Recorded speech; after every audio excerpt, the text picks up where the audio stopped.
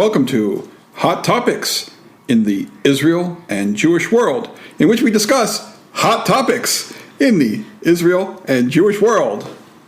Join us now. Hi, these are your hosts. I'm Akiva. I'm Fega. Let's get into today's discussion. Fega, you came to me in a rant over a Facebook post, and I wanted to give you some thoughts about it. Rabbi Leo D. is the man who lost his wife and two daughters to a terrorist attack in the Jordan Valley. And here is the post. It says, yesterday a big Hassidic entourage came in, and they said very kind words. They then asked Rav Leo, and then Rav Leo was like, oh, okay, thanks. So do you wave the Israeli flag?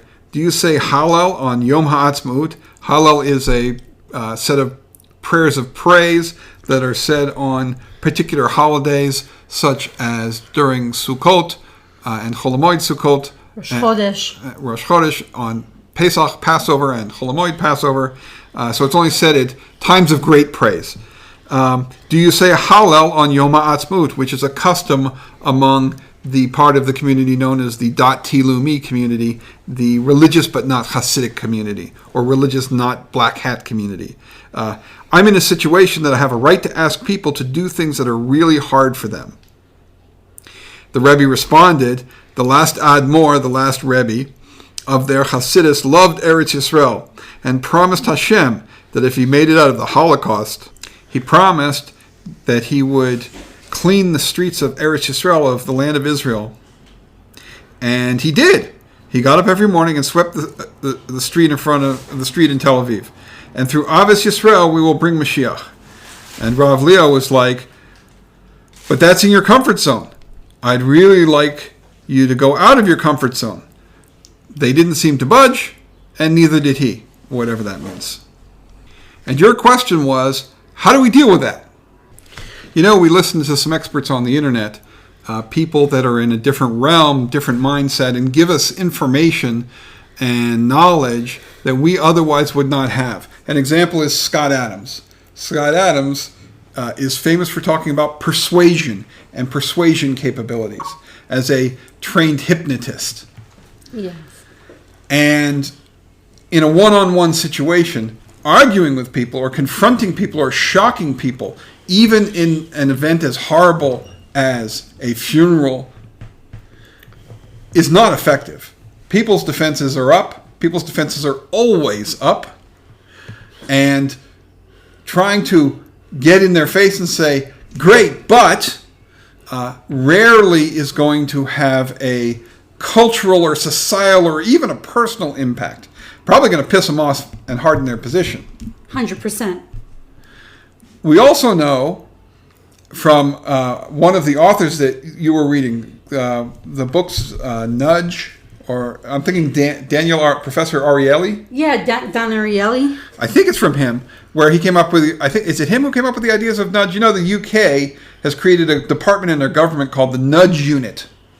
When they put on people's tax bills, like Arnona property tax, yeah, and or even the water bill, and they said things like, are you aware 95% of your neighbors pay their bill on time? It's a persuasion technique. It's a community persuasion technique. Just by adding that, the rate of payment went up 30%. Cool. Yeah, cool. So my point being, you have people here with very different perspectives in their lives.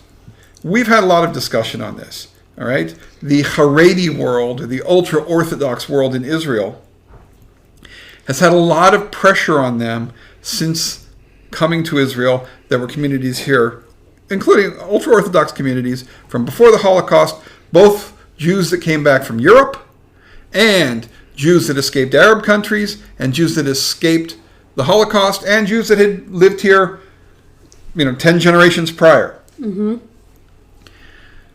And they developed a lifestyle and an insular community for multiple reasons. Physically, they were under attack because they lived in the cities. ultra-orthodox Jews generally live in tight-knit communities. Part of this is community services. I need a synagogue. I need a mikvah. I need a mikvah. I need a moel. I need a moel. I need a kosher food store. I need a rabbi. I've got rabbinical questions that come up, kosher questions, whatever, etc. So a Jewish community concentrates enough people for there to be enough to service those people. The businesses. I need a shochet. Nowadays, I just go to the grocery store and buy it. But somebody has to learn in a kosher way how to slaughter my cow. So and how to check the cow and kosher the cow. So he has to have enough people that want kosher cow. Otherwise, he don't have any business. I mean, can you imagine, and there actually were people like this in Europe, trying to be a traveling kosher slaughterer. You stop by, you go through 15 villages, you stop by each one day a month. You have a route. I mean, it was a living, but it was a pretty hard living. Okay. Nowadays, thank God, and not recently, through the last few generations, and obviously the cities in Europe prior to the Holocaust, a lot of observant Jews lived together. A lot of Jewish services could be built up to provide for them. So the Orthodox community, the Charedi community, is used to building all of these functions in their community. Oh, in particular, schooling. We want everyone to get an appropriate Jewish education. And a good education, hopefully, but at least a basic Jewish education. That requires a lot of resources. Teachers cost money. Buildings cost money. So you have to raise that money, you have to pay those people, and you have to do that on a continual basis to provide those services. So the Haredi Jews tend to live close-knit, which allows them to have all of those services, have enough concentration to provide those services. Now, the dati leumi community, they are more spread out. That's not necessarily a bad thing. They may not have all the services in the local community, but of course we live in a modern time, so if you need somebody to do a bris milah and they have to drive 30 minutes to get there or 45 minutes to get there, that's not the end of the world. And if you have to drive 45 minutes to the kosher grocery store or the right meat store, that's not the end of the world. But it's different worlds as far as lifestyle. 100%, they're different worlds, but I feel that the mindsets of the community are very different as well, and the way the communities have operated or sprung up are very different. Well, I agree. First of all, I don't think the concept of dati leumi existed until about the 1930s. Again, I could be wrong, but I don't think that the dati leumi community started to spring up until like the 1930s. I'm talking about specifically like the Rav Kook. That's what I consider like the dati leumi. Okay, I mean you're talking. I'm not going to say every dati leumi follows Rav Kook. I mean there's so many branches today. But when you think about dati leumi, the first Rav you think of is Rav Kook. Well, I mean the argument on the other side, and there's a valid concern with the opposite position. Let's talk about problems with the dati leumi position. Okay, the state. Medinat Yisrael, the government of Israel, so to speak, not only is it not very holy, if you want to give a religious perspective, it often, and in the history of Israel, has done things against the religious community. The story of how the Yemenite Jews were treated, the story of how children were often taken away and sent to kibbutzim for education, etc. Whether the whole Yemenite story is true or not, some of it's definitely true. See, this is exactly what I mean, because like the Haredi community is, so to speak, been persecuted. It's the community that, like, when we think about Hanukkah, when we think about the Chassidics in Russia, when we think about the Haskalah movement, these were the Jews being attacked. And if you think about, to me personally, like the dati leumi community, we're talking about, let's say, the Reform Jews or the people that were the Haskalah movement, were harassing the Frum Jews. No, that's not fair at all. That's not true. The dati leumi community is not some outgrowth of reform or conservatism. No, that's not. So That's not what I'm saying that they're an outgrowth of. I think they're more of an outgrowth of the mindset of Rav Kook, of being Zionistic. But some of their ideas, some of the concepts, they do come from the Haskalah movement. Give me an example. Zionism. The whole concept of Zionism started in the Haskalah movement.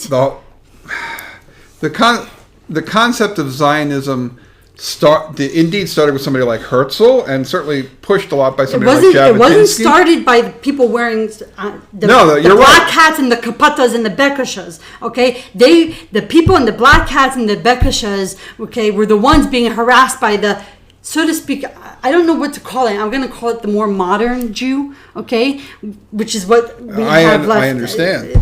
In America, and these were some of these ideas. I'm not going to say all of these ideas are bad. Came into the dati leumi community and shaped part of what it is today, and its philosophy and what it believes and the way it acts. Well, the problem we have here, and it's an actual real challenge for a certain segment of Jews that make Aliyah, particularly from Western countries, is you come here and you say, wait a minute, I didn't come to Eretz Yisrael. I didn't come to the land of Israel to live here because I wanted a bigger place or I wanted a nicer lifestyle, right?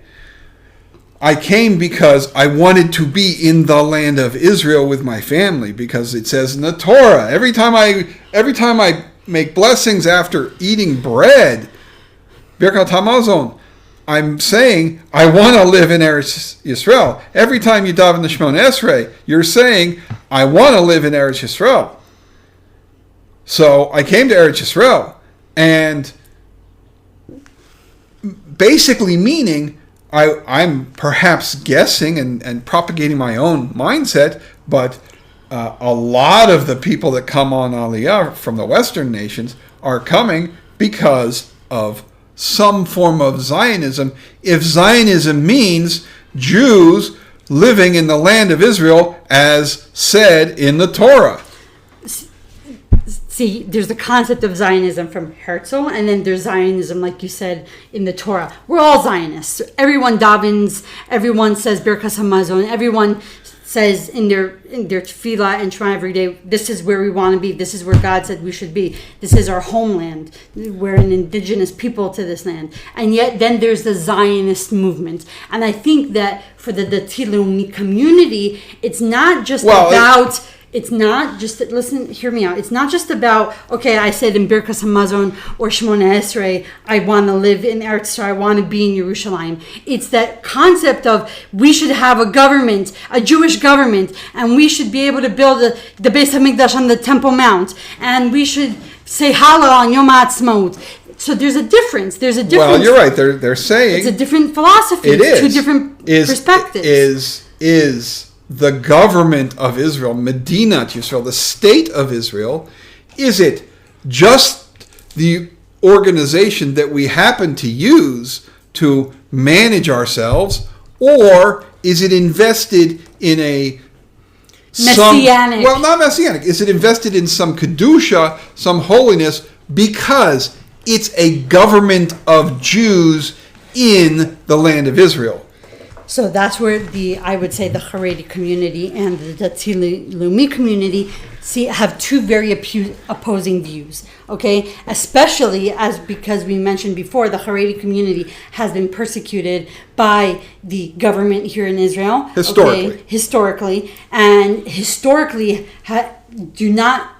the Jewish world, religious Jews don't do well with change. Okay, think about Hanukkah as an example. Okay, so they stay away and they side off from these things because change is very scary. It's not very scary. It's very dangerous. Changes that have come along have been literally detrimental. We lose half our people. Okay, the reform movement, we lose half our people. Okay, the fake messianic movements, we lose half our people. We really don't want to lose half our people, or 2/3 or 9/10 again. So to be wary, hyper wary of those changes, whether it's government, lifestyle, modern technology is a very solid defense mechanism. Sometimes it works against you. Sometimes you need those changes. Sometimes conditions have changed and you need to be able to more rapidly adjust to them. Okay, but getting back to the point here, okay, since we explained all of this, I understand Rabbi Leo D right now. I cannot put myself in his shoes. I really cannot put myself in his shoes. Okay, it would be detrimental and horrendous for me to lose any member of my family, and for him, he's just lost a third or if not half of his family, and it's heartbreaking.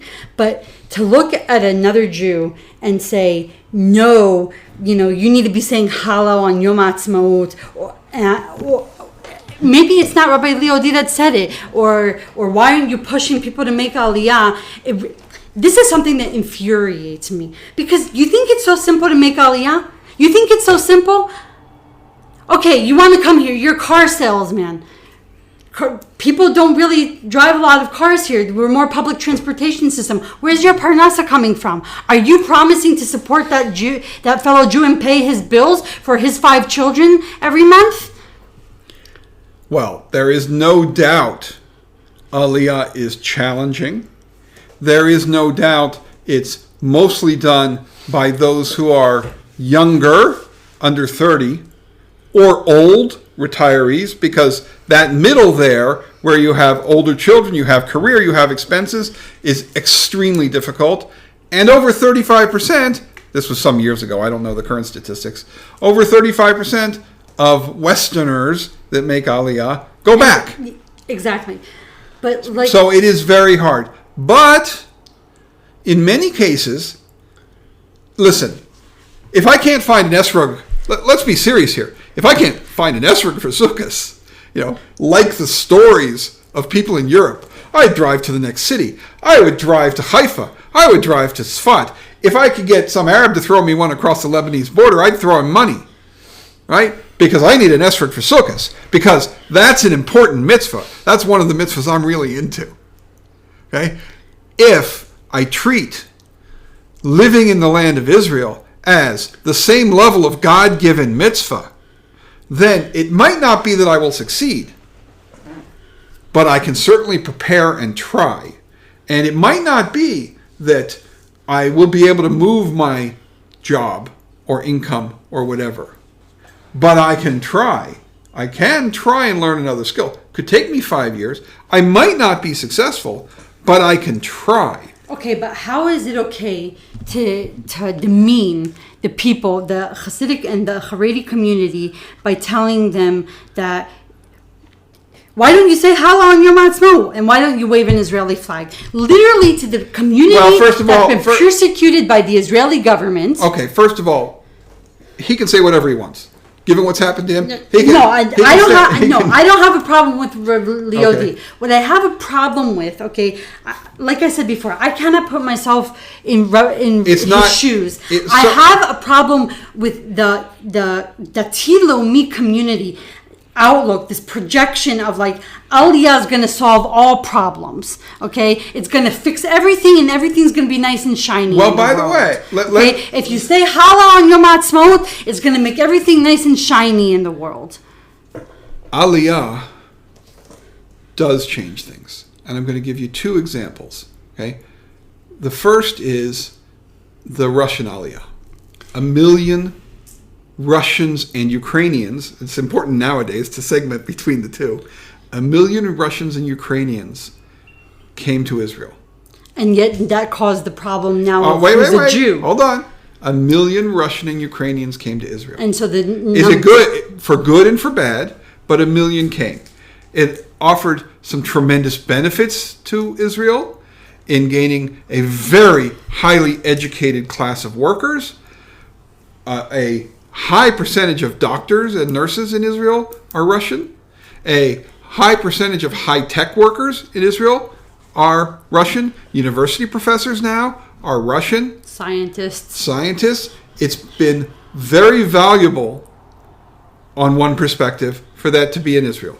There's a perspective where it hasn't been valuable, as you said, because almost the vast majority that came were not only not religious, they were Not affiliated. communist-ish, anti-religious. They were not open to religion, and a fair percentage of them were not Jewish. Straight up. Some of them actually came wearing crosses and so forth. I was in Ulpan Hebrew classes with some Russians wearing crosses and so forth. And all of those things have made some advantages for Israel and some challenges for Israel. If 1 million Jews came from America, it would culturally change Israel the same way 1 million Russians changed. Oh, that I agree with. So there is a very valid statement to say, if you could actually get a mass Aliyah movement going, where Jews who were experts in world business from France and the UK, and Jews who were expect and demand a level of life freedom and real democracy, not the kind of protests that are going on here now, and expect government to be functional and have a lot of institutional knowledge of managing large operations, as a lot of people in corporations who work in corporations in the U.S. come with. All those things would provide a tremendous benefit to Israel and would have a tremendous political impact to Israel, as they did. But there's no draw versus Western life to get those people to come. You're saying there's no incentive. There's no incentive. Again, you have people who come for religious reasons who are young. You have people who come for religious reasons and lifestyle reasons and or family that's here when they're old. And the people in the middle, it's really, really hard. And so you don't get a lot of 40-year-olds moving to Israel. So it's okay to have a tenant, hey, people should come. And it's okay to create organizations that were created like Nefesh B'Nefesh to facilitate people coming and allow that bridging to happen. And maybe Israel will make some adjustments to make it easier. They recently made some adjustments on how they certify doctors. Instead of having to go through a full certification process, they can now go through a very abbreviated one. Why did they do that? Because they need them. The medical system in Israel is now desperate for doctors. Believe me, I know. As a health advocate, they're getting rare. And by the way, on a personal basis, I can say that some of the doctors I've dealt with here, it's very interesting. I'm running into a number of American doctors who spend half their year here and go back half their year, or they go back and forth every month. They work a month here. I actually know a doctor like that as well. We have one. Okay, one that both myself and your brother use. That's what he does, a specialist. He's here a month, he's back, he's there a month. Hey! That type of lifestyle, though, is so challenging. Well, that's... Years ago, I worked for a couple, and that, they were in Israel 6 months, and they were in the States 6 months. It must be, it's very rough, and then navigating both things. But back to the point, how can we merge these two ideas? Like, how... I'm just this comes back to the beginning. You can't challenge either side. Both sides in this case are right. Okay? You can go back to those nudge and influence techniques that I mentioned at the very beginning to those kinds of people to try and put out some messages that say, hey, yeah, the charedi community could be a little more Zionistic seeming, a little more accepting-ish of state symbology. There's nothing wrong with it. Because anyway, just because of their demographics, they are now 15% of the voting population and 15% of the government seats. Okay. They have a say, and not a tiny say, in the operation of this country. And on the other side, there's something to be said for recognizing that the bastion walls, the walls that have protected the Torah community, are not a bad thing. And there are people in those groups, and you're not going to address them by, I'm sorry, unfortunately, jumping up and down and saying land of Israel and Zionism is not going to bring those communities here. On the other hand, incentives, creating some incentive environments and saying, persuasion. Hey, you know what? You know those periphery towns that we have all those complaints about we can't get enough people there. If you could create a Haredi seed community there that had the schools and the facilities with some state funding to allow for it and low property prices because they're farther out on the train ride if people are trying to get to Tel Aviv, which is not their goal, then you would create an environment that might and would draw more people from those communities in the UK or the States or Belgium to Israel because they could come and live in a more Jewish situation. And in Belgium, where they're under some threats, and the UK, where they're under anti-Semitism and educational threats, right? Where they're having difficulty keeping the government out from trying to teach the latest secular trends that are so bonkers we won't even mention them. And yes, growing anti-Semitism in the States, unfortunately, then you could create an environment that would draw them. But you're not going to draw them by shouting about Zionism, which is not a primary or secondary or 10th level concern demand of their community. I agree. I win!